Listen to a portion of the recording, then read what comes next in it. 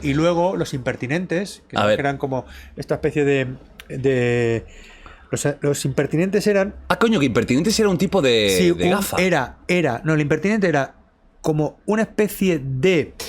¿cómo se llama esto que te pones para mirar de lejos? Unos binóculos, unos prismáticos. Prismáticos pequeñicos, unos prismáticos pequeñicos dorados como tu micrófono, vale. que la gente tenía en la ópera. Coño, y eso que lo va con miraban, el palillo. claro, lo miraban así con ese palillo, como dices tú. Estaban a lo mejor estaban en un...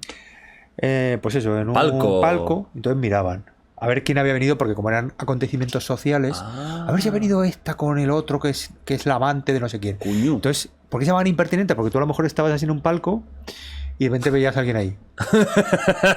que no es bonito. No. Es intimidante. Es intimidante. Claro. Estaba alguien ahí, entonces por eso se decía impertinente. Porque realmente hacía que la persona lo pareciera. ¿Cómo sabes estas cosas? No lo sé. No lo sé, Jordi, no lo sé. ¿Te gusta la historia? Muchísimo. Bueno, tienes un programa de humor e historia. Tuve porque me lo han quitado. ¿Ya no está? Ya no está, Jordi. Lo que pasa es que a lo mejor lo has visto ahí en... No, hicimos 10 temporadas. Está Patricia Conde. Patricia Conde en una etapa. Al principio empezamos Raúl, Silvia, Abril, Sara Escudero y Baker. Sí. Y luego ya se fue Silvia, entró Patricia, luego Chape...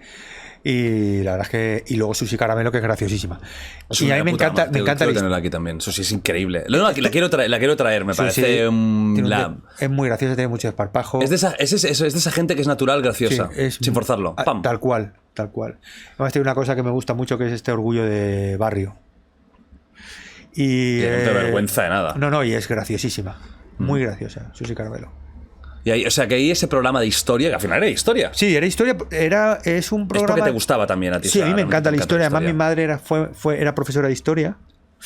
Y me gusta mucho la historia, sí. Me parece fascinante. Y de hecho, en este programa lo que planteábamos era, con este juego tan tonto, que la historia no solo es fechas y reyes, sino que también son anécdotas muy curiosas que cambian el discurrir, ¿no? Claro. Pues, por ejemplo, una de las cosas que hablamos en Cero en Historia al principio de los primeros programas era que la caducidad en los productos fue una cosa que pusieron los Capone. Los Capone. ¿La mafia? Alfonso y su hermanico. No, coño, pensaba decir Al Capone. Sí. Alfonso Capone, Al Capone. ¿Qué dices ahora? Sí, porque... los amigos lo llamabais Alfonso. Bueno, es Alfonso Capone, Al Capone, Jordi. Eso era de los amigos, ¿eh? Sí, Alfonso Capone, Al Capone. Alfonsito. Alfonso. Muy travieso.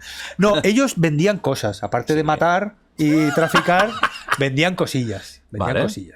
Vendían leche. Pues eso está muy bien, eso genera riqueza. Sí, ellos... Para ellos. Ellos generaban riqueza para ellos mismos. Y tejido social. No, el caso es que, aparte del alcohol que estaba prohibido, en la ley seca vendían leche y tal. ¿Qué pasa? Que el sobrino de Al Capone se pone malo. El chiquillo, me hace la barriga.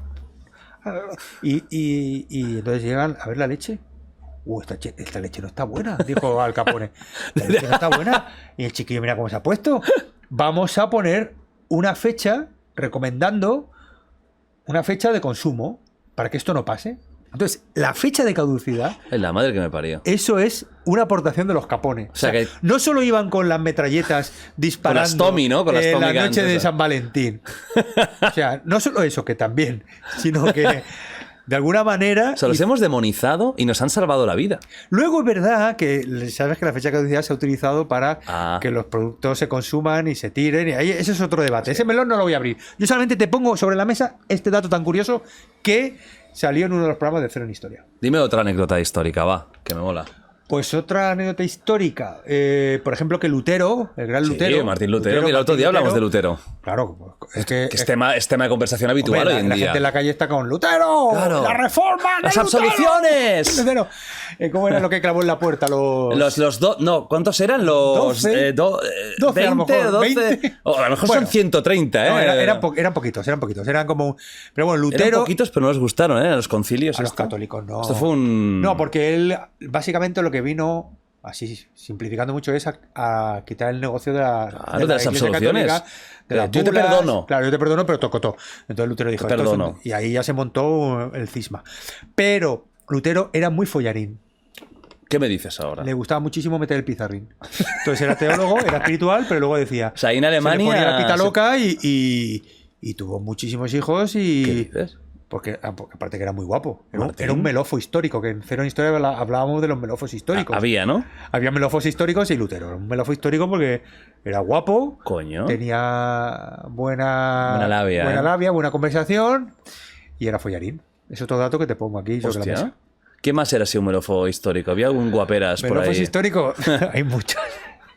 Amigos, ¿quién hubiera dicho que viene Joaquín Reyes y hablamos Hablar de melofos históricos. De folladores históricos, Hombre, a ver, un follador histórico... Hombre, Alejandro Magno tenía buena fama.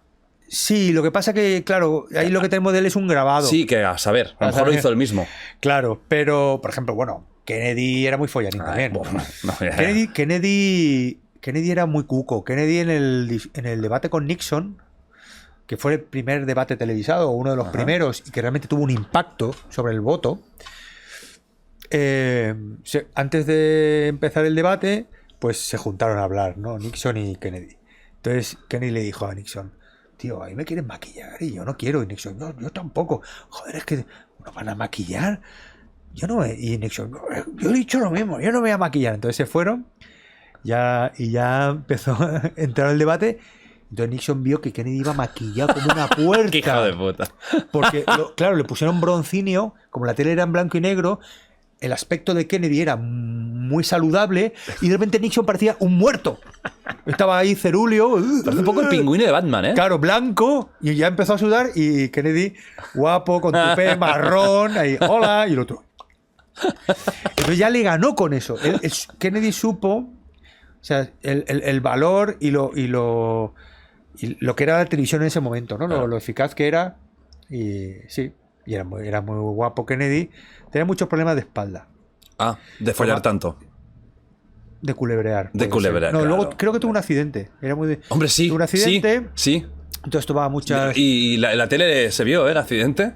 Fue el último. Ay, perdón. Es que la familia de Kennedy a lo mejor está viendo esto y ahora se acaba de indignar. Tuvo un accidente. Sí, ese accidente. Sí, ese fue un accidente. Sí. Bueno, pero tuvo uno antes y luego ese. Sí, porque si no hubiera sido curioso, ¿eh? Si llegase al revés, no sé cómo hubiera pasado. En la mesa de autopsias. No. Si ponen las imágenes al revés, se le recompone la cabeza y se va para atrás. Y la historia acaba bien. A lo mejor así de bien, claro. O sea, pero bueno, que sí, que era muy follarín. Era muy follarín. Y luego la crisis de los misiles, hay que decir que la manejó bien. Sí, bueno, y el otro era Khrushchev. Y fíjate, ahora se ha publicado un libro con material y conversaciones que han salido a la luz. Y Castro estaba animando a los soviéticos a que dispararan los misiles. Ojo, Fidel Castro decía: por el fin del póngale mundo. huevo, póngale huevo. Tiene los misiles, póngale huevo. Perdona a la audiencia cubana si el acento no lo hago bien. Y eso se ha sabido ahora. Y Kennedy, Khrushchev y muchos asesores que pusieron cabeza. Lo digo porque quizá ahora necesitemos gente con cabeza en esta escalada mundial tan desconcertante.